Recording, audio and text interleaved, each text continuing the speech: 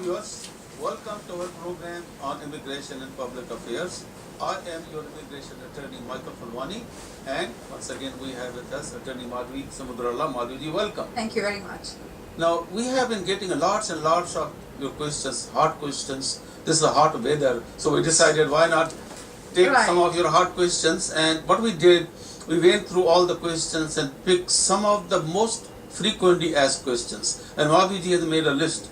So starting with this program, and we may have to go to the second or the third program, we'll continue this marathon of questions and try to answer as many questions as we can. Madhvi, yeah. Let's start. Okay, this first question comes from Mr. Sunil. He writes to us from Dallas, Texas. He says, I came to the US without visa in 1999. In January 2001, there was a new law, and those persons who applied for a green card petitioned before April 30, 2001, got a permanent resident status in the US. I did not have any employer to apply for me. Someone gave me the name of a lawyer who can arrange everything.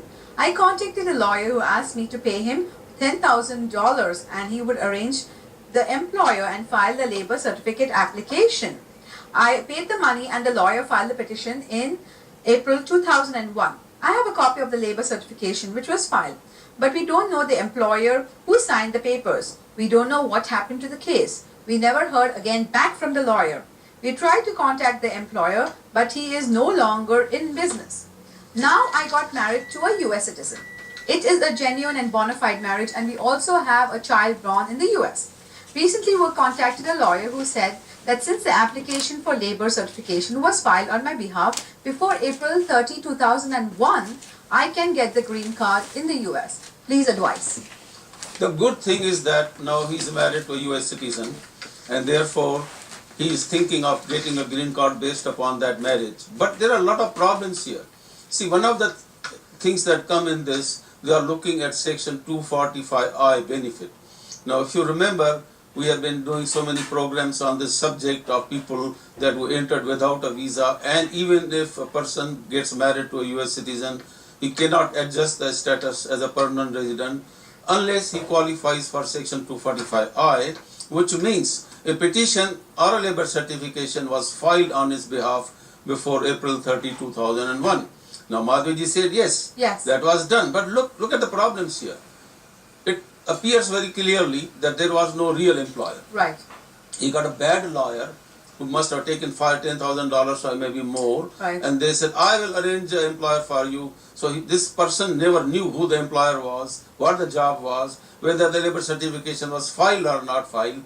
And the separate issue will talk about the problems with the lawyers. But in this case, if he's relying on that labor certification, the problem is that section 245I said that this benefit of 245I is available if there was a real bona fide job offer, if that labor certification was approvable when it was filed.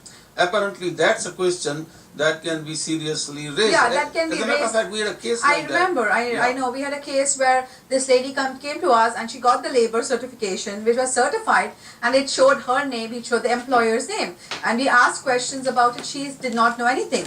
But then we went to the Department of Labor which issued that certification, and a good thing we got a call from Department of Labor, and they said, unfortunately, yes, we have this labor certification, but the name is not the same. So that means there was some hanky-panky done by... It's very much possible that when the application under section 245I is filed based upon this marriage, claiming the benefit coming from that labor certification, fake labor certification, I would say so. Right. There's always a possibility that the time of interview, the officer may go into that, who filed the labor certification for you, and there may not be even a labor certification filed. We don't even know that for sure, right? Yes, that's true, yeah. So we see a serious problem there. So what we did in the other case that Madhvi told is that we went to the Department of Labor with that paper that we had to find out whether that was a real labor certification filed or not. And what? The Department of Labor said no, there is no such labor certification. Right. So we did not file the papers because we knew. Because another problem in this is that suppose they do file the paperwork based on 245I, and finally they come to during the interview the immigration finds out that in fact either the labor certification is a fraudulent one or there was never a labor certification filed. They will simply deny adjustment application and then put in proceedings So if too. he has a good lawyer Yeah. now, he must go through that process, try to find out whether a labor certification was really filed, and then make a decision, intelligent decision as to whether it's worthwhile taking that chance or not. Right. Okay, let's go back for a minute when we were saying about these kind of lawyers. Yeah. Is that in so many of our programs we have been saying, when you hire an immigration lawyer, you have to be very careful, try to find out whether this is ethical lawyers or not, whether this lawyer has got experience or not, whether the advice that he is giving is good advice or not. Right. And how does a person find a good ethical lawyer, Madhviji? Okay, one of the things is, of course, you should see whether this lawyer's practice is limited to a certain field, or is the lawyer practicing, or all kinds. Like for instance, even immigration is a vast field, and we don't do all the immigration. We do a certain part of the immigration. There are some lawyers who just specialize in deportation immigration matters. Some do only criminal cases. So we know that if you are doing a particular field, you are more knowledgeable in that. So first of all, you need to find out whether this lawyer practices all kinds of law or just like immigration. The second one is, of course, every lawyer is admitted to the bar association of that particular state. You can look up, you can call the bar association, look up whether there are any cases against criminal negligent case against the lawyer, if the lawyer has been suspended previously, if there are any fraud charge in the lawyer. These are things that should give you an indication. Madhviji, 39 years in the practice. Right. We have gone through so many of these difficult cases, fraud situations we have seen. So when a client comes to us for doing a case or an advice, all these cases, things go in our mind, Right. and try to see, is there any kind of serious problem like that I had 20 years ago in a case? And if there is a problem, then what is the solution to that? Right. So basically, foundation of the case is very, very important. Many lawyers will go and they say, okay, give me 3,000, give me 5,000, Right. fill up a form and I'll file it. When the problem comes, I cannot do anything else, I'm sorry. So that's the important thing to see, whether this lawyer has got that much experience that he will take me from this end to that end, as Hindi में बोलते हैं कि नैया पार लगा देंगे कि नहीं. Right. That's very, very important. It's time for a short break, and right after the break we'll be back and continue more questions. Please stay tuned.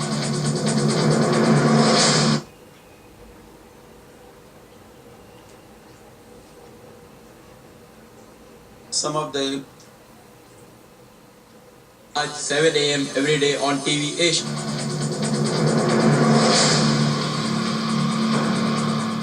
Welcome back. Just before the break, we were talking about some of the important questions that came from our viewers. And Madhviji, let's take the next question. Yes, okay. This question is interesting. It comes from Mr. Manish. He writes to us from San Diego, California.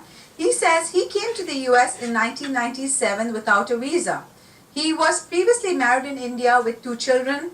After coming to the US, he got married to a US citizen, filed the papers without disclosing anything about his previous marriage and children. He got his green card, and then after that he also got his US citizenship.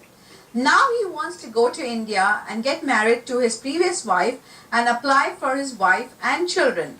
He says that I have seen many cases, some of my friends have done this, and they have told that I got married to a widow and they were able to get the previous wife and the 2 children. So he also wants to do on the same steps. What is your advice? Very, very bad situation. Let me say, this is not the first time I am hearing that kind of question. I have seen many, over the years, many people who were back home, married with children, came in and somebody told them, again, some bad advice by a travel agent or a lawyer or notary public or whoever. Just get married to a US citizen, and that is the base and the fastest way to get a green card. So some people, the right thing, if at all, was there to do a proper divorce and then get married and then only the marriage be valid. But many people did not even mention anything about the previous marriage, wife, children, got married to a woman which was not really a bona fide marriage in most of the cases, and even it not legal. Right. And then applied for an immigrant visas, claiming never married, got a green card, continued to become a citizen with the same false story. And after becoming a citizen, he's thinking of the wife and the children, how to bring them. So they go back to India and marry again with their wife, not showing of any previous marriage, but they're saying, oh, this lady was either married before and is a widow now, or she was married before and now She's she divorced. is divorced. They have a phony divorce paper, a phony death certificate, and they don't realize that these things don't fly. That first of all, the immigration service is always doubtful about such Yes, cases. that's true, I agree. And even you get through the immigration Yeah. service, I would say in many cases, when the By the person consulate. goes, that wife is Right. going to go before the American consul, they are very suspicious and they conduct investigations. I actually saw in one case in Punjab, they went for investigation and they knocked the door to find out. They wanted to do investigation whether this person's, that woman was previously Married or not. Yeah. And you open the door and the lady comes out and say, what is your name? Oh, I'm Surjit Kaur. Surjit Kaur? My God, the paper here says you are dead. I have a death certificate. Say, what are you talking about? My husband's alive, he's in America. So now they got red-handed and they catch Right. these cases. Right. And very bad idea because the consequences are terrible. What can happen in the case is this. Madhuji can make a comment. First of all, the consul is going to deny the visa to that woman And and the charge children. her with fraud. It's a lifetime bar. The other thing they could do is to send the file back to the immigration service that this man, the petitioner, got his green card by fraud and also got the citizenship by fraud, and there is a possibility of a denaturalization. That means taking the citizenship away and probably leading them to deportation. I know a lot of people think that just because they have become US citizens, nothing can be done, their citizenship cannot be taken.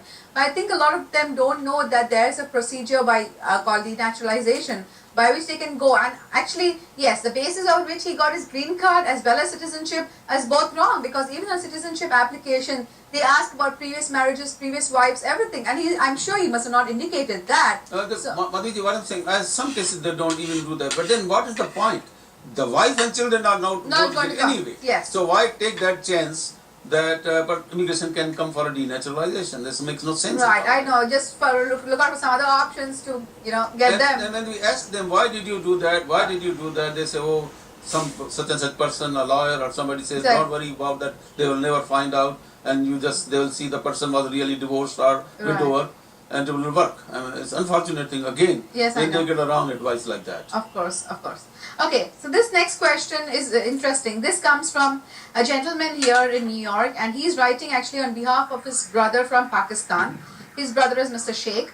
He says his brother from Pakistan has 2 wives in Pakistan. He is now going to be coming to the US based on an F4 petition that his brother in New York has filed. The issue now is that he wants to, of course, the brother in Pakistan wants to get both his wives to the US, and the brother in the US knows maybe it's not possible. Yeah. So he wants to figure out a way, like how can the brother come to the US with both his wives and not leave behind one So of his that, wives. first of all, there is a provision in the immigration law. Polygamy is not permitted under the immigration law. It doesn't matter whether it's Pakistan, India, any country. If a person has 2 wives abroad, sometimes they have even 3 or 4, but more than one is polygamy. And the law, the section of that polygamy says, if a person is practicing polygamy, then he cannot get the green card. So what we did in 1 or 2 cases, I told the client, divorce one of them, and then you just bring the other one. When you divorce, you're no longer, yes, you did in the past, but now You don't when you are intend applying, to, yeah. you are no longer continuing or practicing polygamy. Right. And that worked, and he was able to bring that one wife that he kept, okay.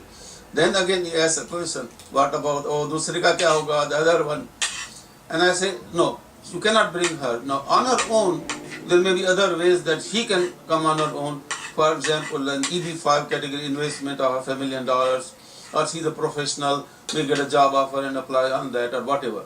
Right. Okay. I agree with that. Basically, yes, there's a question on the DS 230 Part 1 or Part 2 saying That's that you, application for immigration visa, that yeah. you intend to come practice polygamy in the US, and if you say yes, of course, that's really a ground for not issuing No, you why the they say, visa. yeah, but in my country it is permitted, No, and I'm a Muslim, for example, my religion permits it. How can you say no? But US has a uniform law. It's not That's like right. in India. India also, like a lot of people, we have a lot of people, Muslims, Sikhs, they follow their own law, and India recognizes that, but not the US. US has a uniform code for everybody, so So you're that- supposed.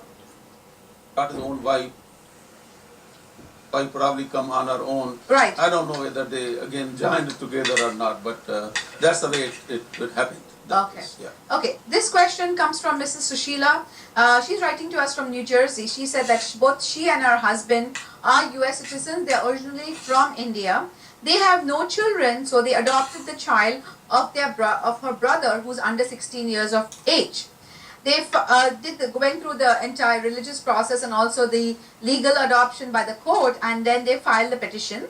The petition was, of course, approved by the USCIS, but when the child went to the American consulate, the consulate said the petition is invalid and returned the petition back to the US. So they don't know what the problem is and what happened, why immigration has approved the case, but the consulate has denied it. So they've gone through all the procedures. Madhviji, let's take a short break because time for a break, and right after the break we'll answer that question. Of course. So stay tuned.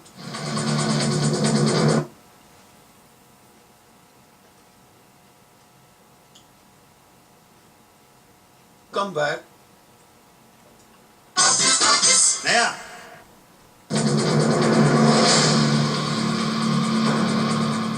Welcome back. This is the public affairs segment of our program, and once again we have with us our community leader, Mr. Yashpal Soi. Yashpalji, welcome. Thank you, Mike. Just before the break, it's a very interesting question raised by Madhvi regarding the adoption of a child.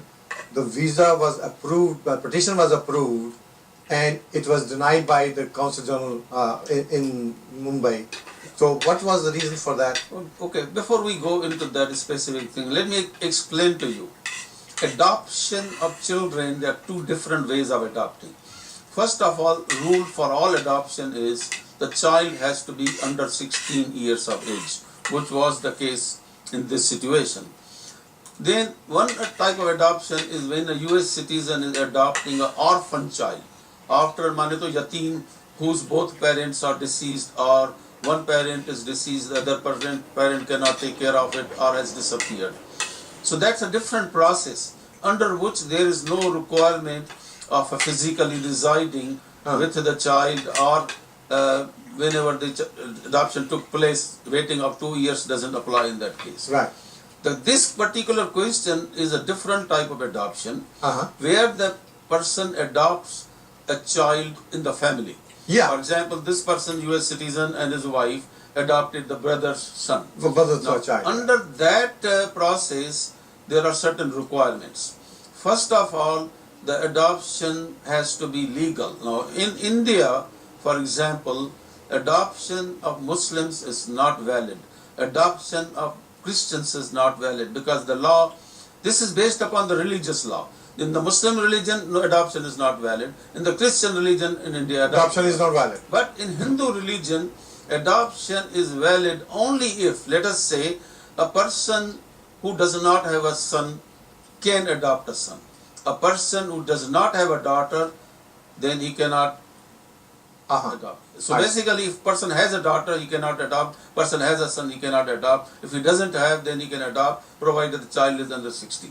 Plus, there is a requirement. That's where a lot of confusion takes place. Uh-huh. First of all, the religious has to. For example, in Hindu adoption, there is a ceremony called Dattak Home, Uh-huh. where the child is given by the natural parents Right. and taken over by the adoptive parents. Right. That ceremony has to take place, like a marriage ceremony. Yeah. It's an adoption ceremony. Yeah. Then they go to the court and register the adoption. Yeah.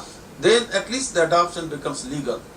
After that, another requirement is that the parents have to live with that child at least for 2 years before they can file the petition. Now, some people either don't know it, or those who know it, they just say yes, we stayed with the child, but they don't have sufficient documentation to prove. Yeah. So what they do, people, when they file the petition with the immigration service, they put in some affidavit, some document, something that's yes.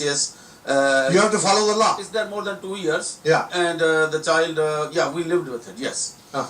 Now, when the immigration doesn't know more about these things, they see the paperwork and they approve the petition. When it goes to the consulate, then they go for the interview. At the time of interview, the American consulates are always suspicious about this. Right. And they want to know what are the documentation that will prove.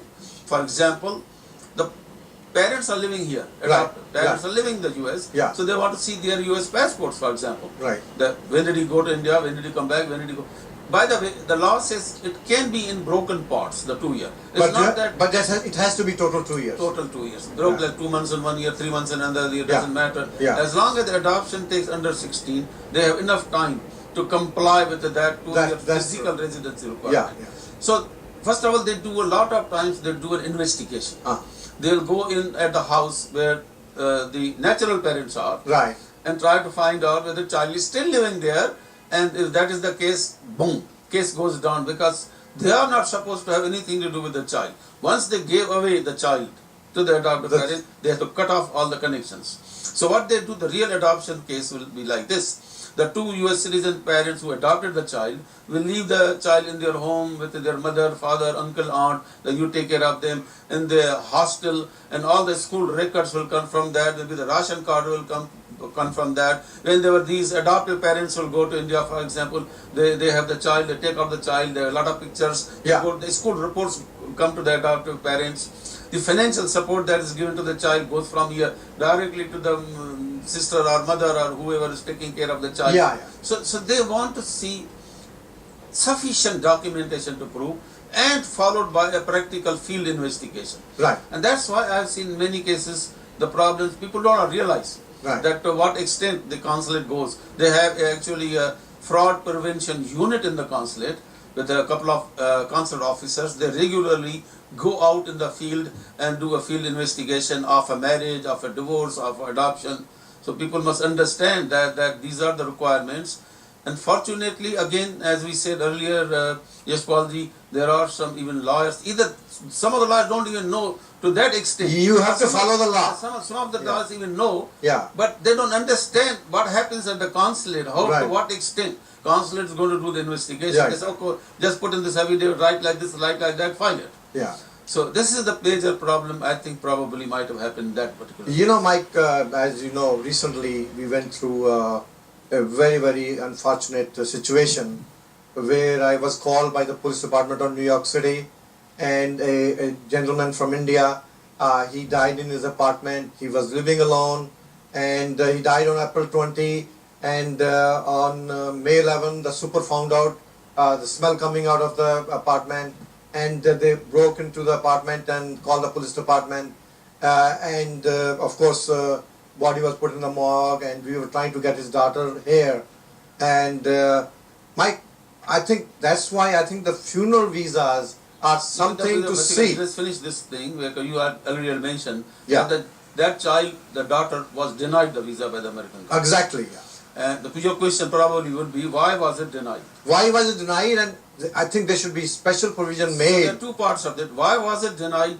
The section 214B of the immigration service law says that the person who's applying for a visitor visa, which this girl was doing, Yeah. has to satisfy the consul that she's going to come back. Now, I'm not going into the details of the consular decision, right or wrong. I'm saying the consul has the discretion, Right. 100% discretion to make that decision. The problem in this case, to my knowledge, was that they were not together for 20 years. This father was here. He was divorced. He Yeah. was divorced, so they had no connection. So Yeah. maybe, I'm not saying right or wrong, consul might be looking that way, that for 20 years they had no connection at all. All of a sudden when the father has died, then she is going to US to perform the funeral service. Let me finish. Yeah. There have been many cases, again, Yeah. where they have granted the visas. I have seen Gujarat, I have seen in Punjab, when a person has died or seriously sick, they have given a visa. The widow comes in and stays, and after the performance, a relative says, "Kyun jati hai bhai, why you are going to go back? Reh jao idhar, who is there?" And they stay back. So that is one of the problems. I'm just saying. In this case, probably, Yeah. I'm not asking, this case might not be the case. I'm saying why. Yeah. Why No, someone no, is but consul- what I'm saying, Mike, Yeah. that taking the side of the person who was aggrieved, Yes. saying that the Federation of Indian Association gave them an affidavit that will make sure we send this person back after his rites are Put her performed on the with the strictly, she was a Hindu Jain, so with the Jain ceremony we will do that, and still it was denied in spite of affidavits, in spite of a letter from Senator Menendez, and all those things. And I am Your help. Yeah, you know. yes, sure. I am in full agreement that, in my opinion, she should have been granted the visa. That's Yes. for sure. Unfortunately, she was not. And now this is the reason. Remember, when you and me, we met Senator Menendez, we requested him that this is one of the other things that you should do. Right. Push for a funeral visa, that in such cases the American consuls do not deny such visas. With that, we are running out of time. And Rishpalji, thank you very much for coming on the program, and thank you very much for watching the program. We hope you find these programs very helpful to you, and please feel free to contact us if you have any questions, comments or suggestions. Thank you very much and goodbye. And yes, please tune us in every Saturday at 1 p.m. right here on TV Asia. We are here to serve you. We are here to help you. Thanks. Goodbye.